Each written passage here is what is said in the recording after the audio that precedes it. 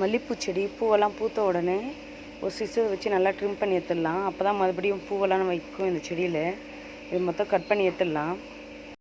இந்த கட்டிங்கெலாம் நல்லா கட் பண்ணிட்டோம். அப்படியே இந்த செடிக்கு வந்து நல்லா மண் கலரி விட்டுடலாம். இந்த எலுமிச்சை பழம் வேஸ்ட்டெல்லாம் இப்படி தான் போடுவோம் நாங்கள் மல்லிப்பூ செடிக்கு. எப்போவுமே வாரத்துக்கு ஒரு டைம் இது மாதிரி கம்பி வச்சு மண்ணை நல்லா கலரி விடுங்க எல்லா செடிக்குமே. அப்போ தான் செடி நல்லா வளரும். ஒரு பூலாங்கிழங்குன்னு ஒன்று வாங்கிட்டு வந்தோம். நல்லா வாசனையாக இருக்கும் அந்த கிழங்கு. இந்த கிழங்கை வந்து நடவு பண்ணிடலாம் இன்றைக்கி. மல்லிப்பூ செடி பூவெல்லாம் பூத்த உடனே ஒரு சிசர் வச்சு நல்லா ட்ரிம் பண்ணி எடுத்துடலாம். அப்போ தான் மறுபடியும் பூவெல்லாம் நம்ம வைக்கும் இந்த செடியில். இது மொத்தம் கட் பண்ணி எடுத்துடலாம்.